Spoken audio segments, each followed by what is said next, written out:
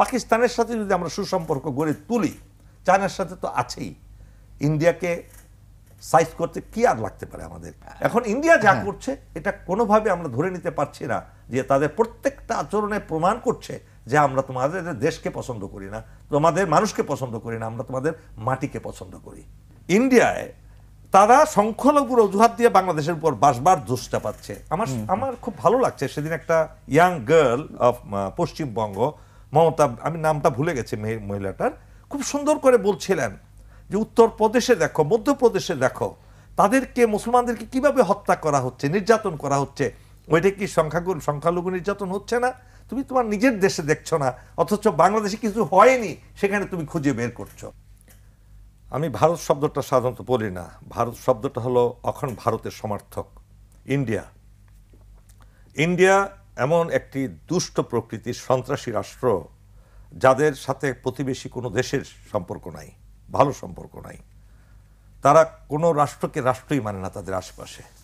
বাংলাদেশকেও তারা সেই রাষ্ট্র হিসাবে উপরে হয়তো তারা দেখিয়েছে, আপনার স্বীকৃতি দিয়েছে, পতাকাকে স্বীকৃতি দিয়েছে, কিন্তু আমাদের ভূখণ্ডকে তারা স্বীকৃতি দেয়নি। সেটা কারণ আমরা দেখতে পাচ্ছি 1971 সালে তারা স্বীকৃতি দেয়নি, তারা মনে প্রাণে স্বীকৃতি দেয়নি, মনে প্রাণে কখনো দেয়নি। যদি দিত, এক বন্ধু আরেক বন্ধুর অনিষ্ট কি করে কখনো?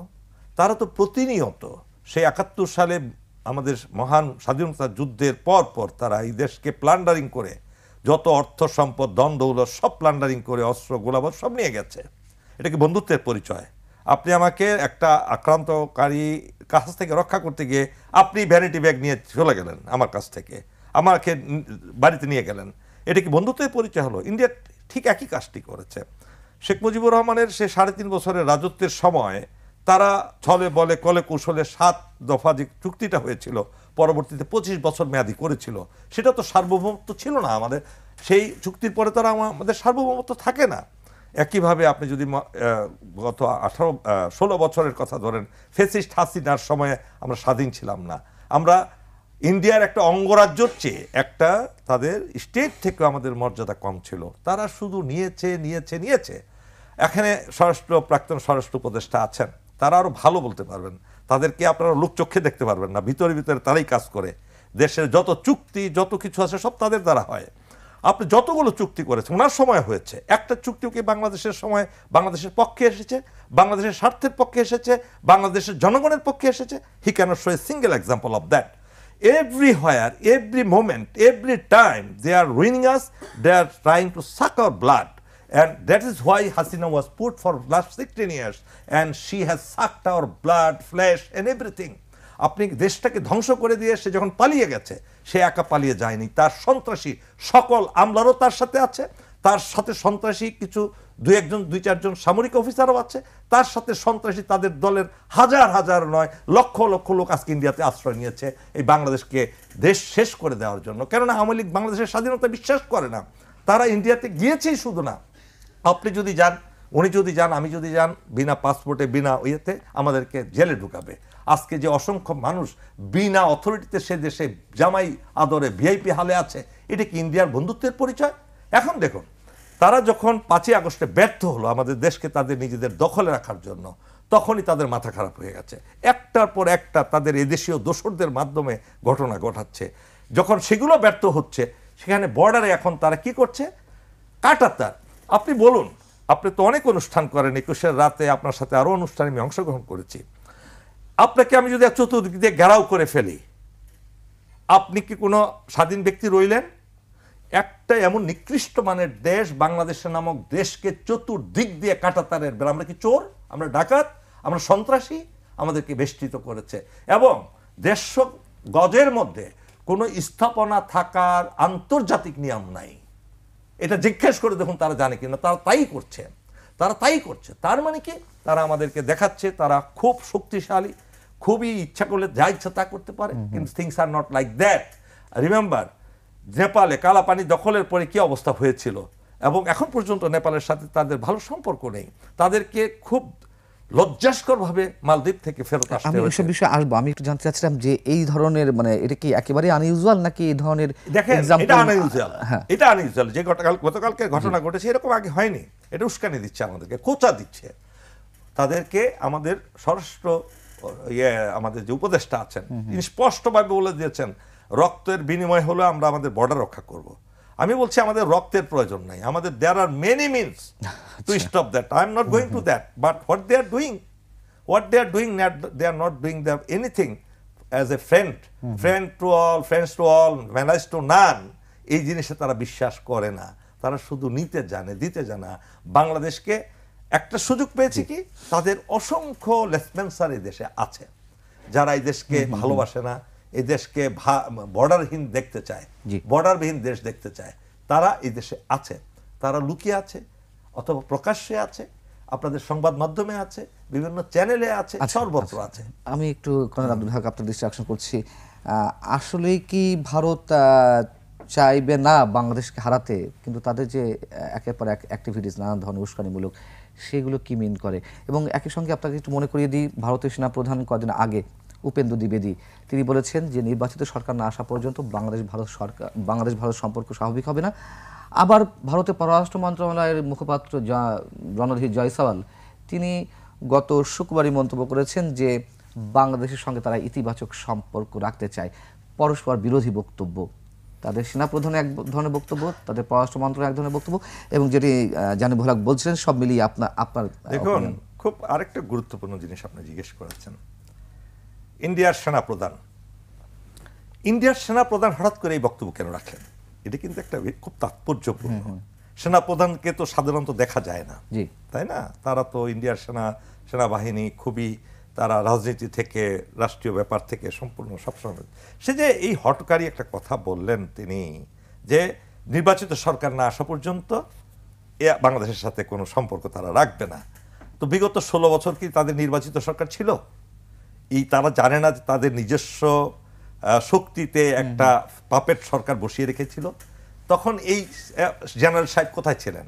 এই জেনারেল সাহেবরা হলো কি, দেখেন India top to bottom highly motivated. কিভাবে মোটিভেটেড? একটা মানুষ নির্যাতিত হওয়ার পরেও তারা দেশের বিরুদ্ধে কোনো কাজ করে না বাংলাদেশিদের মতো। আপনি দেখেন ইন্ডিয়াতে হাজার হাজার নয় লক্ষ লক্ষ মুসলমান বাড়ি ঘর ধ্বংস করে দেওয়া হচ্ছে। একটা মুসলমানকে কি দেখেছেন তাদের দেশের বিরুদ্ধে কথা বলে না। আবার দেখুন ইন্ডিয়ায় তারা সংখ্যালঘুর অজুহাত দিয়ে বাংলাদেশের উপর বাসবার দোষটা পাচ্ছে।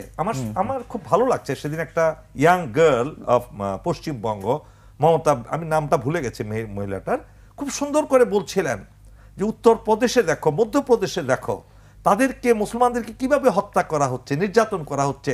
ওইটা কি সংখ্যালঘু নির্যাতন হচ্ছে না? তুমি তোমার নিজের দেশে দেখছো না, অথচ বাংলাদেশে কিছু হয়নি সেখানে তুমি খুঁজে বের করছো। এই হলো ইন্ডিয়ার মানুষের, আসলে তারা এমন একটা নীতি অনুসরণ করে যে নীতিটাকে পৃথিবীতে এই বর্তমান যুগে অচল, একেবারেই যে পশুত্ব ছাড়া সেখানে কিছু নাই। যে দেশের লোকেরা নিজেদেরকে নিজেরা মানুষ মনে করে না, তারা বাংলাদেশকে কিভাবে মানুষ মনে করবে? এখন আসুন আপনার কথায়, এরা কূটনীতিক হিসাবে একটা কথা বলেন, আবার সেনাবাহিনী প্রধানকে দিয়ে আরেকটা কথা বলান। এটার মধ্যে কি, আপনি যদি গভীরে যান দেখবেন তারা আমাদেরকে একটা ভয়ের মধ্যে, আতঙ্কের মধ্যে রাখতে চায়। কিন্তু মাইন্ড ইউ, বর্তমান যে সরকার, যে কোনো নির্বাচিত সরকারের চেয়ে বর্তমান সরকার অনেক শক্তিশালী এবং জনসমর্থিত সরকার। কেননা এই দেশে 18 কোটি লোক এই সরকারকে, ডক্টর ইউনূসকে বসিয়েছেন ক্ষমতায়। ডক্টর ইউনূস ওই নরেন্দ্র মোদীর মতো সন্ত্রাসী কিংবা মৌলবাদী চরমপন্থী জঙ্গি টাইপ কোনো নেতা নন। উনি আন্তর্জাতিকভাবে স্বীকৃত একজন অত্যন্ত বুদ্ধিমান, জ্ঞানী, প্রাজ্ঞ একজন ব্যক্তিত্ব।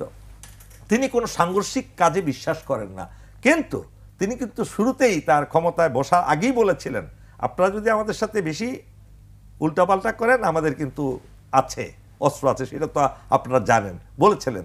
আপনি সাংবাদিক হিসাবে নিশ্চয়ই আপনার মনে আছে, 7 সিস্টারের কথা উল্লেখ করেছেন। তো তারা আজকে বলেছিলেন যে বাংলাদেশকে অস্থিতিশীল করার চেষ্টা করলে 7 সিস্টার্স নিরাপদ থাকবে না। নিরাপনার মুখ থেকে কথাটা বের হয়েছে, মানে কি, আমরা কিন্তু ইন্ডিয়া যত দুর্বল মনে করেছে তাদের লেসপেন্সার আওয়ামী লীগকে দিয়ে আমাদেরকে খুব করতে পারবে, অস্থিতিশীল করতে পারবে। যদিও করছে আওয়ামী লীগ না, তো শুধু 14 দলীয় জোট যারা আছে তাদের ছাত্র সংগঠন সহ সবাই অস্থিতিশীল করার চেষ্টা করছে। কিন্তু ছাত্র জনতা যখন প্রথমবার ক্ষমা করেছি। আমরা কিন্তু 10 থেকে 15 লক্ষ লেসপেন্সারকে হত্যা করিনি, হত্যাকারীদেরকে এই দেশের মানুষ ক্ষমা করে দিয়েছিল বলা যায়। কিন্তু এরপরে কিন্তু আর তারা ক্ষমা পাবে না, তারা এই রক্তের বদলে রক্ত নিবে। দেশীয় লেসপেন্সারদের যেমন শেষ করবে, একইভাবে ইন্ডিয়ার এই হেজিমনি থেকে বাংলাদেশ চিরতরে বের হওয়ার যে আসল পন্থা, কূটনীতিক পন্থা যদি ব্যর্থ হয়, মাইন্ড ইউ যে এই দেশ আর চুপ করে বসে থাকবে না। They have got very good friends in the world, খুব শক্তিশালী ফ্রেন্ড।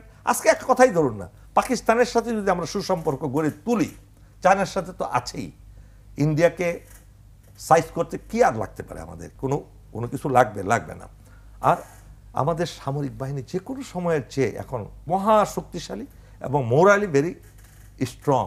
যারা 5ই আগস্টে ঘুরে দাঁড়িয়েছে, 5ই আগস্টকে ফ্যাসিস্ট হাসিনার বিরুদ্ধে দাঁড়িয়ে রুখে দাঁড়িয়েছে, একটা কথায় যে আমার সৈনিকেরা এই দেশের মানুষের বিরুদ্ধে আর দাঁড়াবে না, এক কথায় পুরো দেশ পরিবর্তন। শুধু তাই নয়, 5ই আগস্টের আগে আপনি দেখেছেন বিভিন্ন সেনানিবাসে এই অবসরপ্রাপ্ত সামরিক কর্মকর্তাগণ যেভাবে মিছিল মিটিং করেছেন। People must not forget that all are united. And now after election of রাওয়া, you see we have a breeze between retired and serving community. Now we are stronger than any time না, before. ঠিক আছে, আমরা অন্য অনেক সময়ের চেয়ে অনেক বেশি শক্তিশালী। এ বিষয়ে আমি প্রশ্ন করবো পরবর্তীতে। তার আগে একটু জানতে চাচ্ছি, মানে আপনি যেটা ক্লিয়ার করার চেষ্টা করছেন সেটা কি এই যে আমার যে প্রশ্নটি ছিল তার উত্তরকে আমি এটা ধরে নিতে পারি কিনা, ইন্ডিয়া কোনোভাবেই চাইছে না বাংলাদেশের সঙ্গে সুসম্পর্ক রাখতে? এটা তাদের আচরণে মনে হচ্ছে। কেননা যদি চাইতো তাহলে কি তারা হাসিনাকে আশ্রয় দিত? যদি চাইতো তারা কি আওয়ামী লীগের কাদের থেকে শুরু করে যত সন্ত্রাসীগুলোকে আশ্রয় দিত? আপনি যেখানে শান্তিপ্রিয় মানুষকে সেখানে আমাদেরকে মেরে ফেলছেন, ধরে নিয়ে যাচ্ছেন, কারাগারে নিচ্ছেন। বর্ডারে কারা যাচ্ছে আপনি বলেন? একটা বর্ডার, এই বর্ডারের কারো রান্নাঘরের উপর দিয়ে গেছে, কারো বাড়ি রান্নাঘর পড়েছে ইন্ডিয়ায়, কারো গোয়ালঘর পড়েছে বাংলাদেশে। এইভাবেই তো বর্ডারটা ডিমার্কেশন হয়েছে। এবং সেই সময় রেড ক্লিফের যে বর্ডার ডিমার্কেশন ছিল, টোটালি হিন্দু লোকজন যাদের ধর্ম, আমি কিন্তু আবার সাম্প্রদায়িকের কথা বলছি না, তখন তারা উচ্চশিক্ষিত ছিল। সরকারের ব্রিটিশ শাসনের অধীনে তারা সব দিক থেকে লাভবান ছিল। 80% থেকে 90% ছিল তারা সরকারি কর্মকর্তা কর্মচারী, যারা একটা ম্যাপের সেকশন থাকে, তারা ম্যাপ এইভাবে তেরা বেঁকা, পৃথিবীর কোন দেশে এরকম ম্যাপ আছে আপনি দেখুন তো, ম্যাপ হবে ইন্টারন্যাশনাল কোন যেগুলা প্রাকৃতিক আছে, ডিমার্কেশন আছে, নদী নালা খাল বিল ইত্যাদি বর্ডার হয়, তাই না? এলাকা ভিত্তিক বর্ডার হয়। কিন্তু তারা কি করেছে? সম্পূর্ণ এই দেশটাকে চিরতরে সেখান থেকে শুরু হয়েছে, এখন তো হয়ে আছে আমাদের। এখন ইন্ডিয়া যা করছে এটা কোনোভাবে আমরা ধরে নিতে পারছি না যে তাদের প্রত্যেকটা আচরণে প্রমাণ করছে যে আমরা তোমাদের দেশকে পছন্দ করি না, তোমাদের মানুষকে পছন্দ করি না, আমরা তোমাদের মাটিকে পছন্দ করি।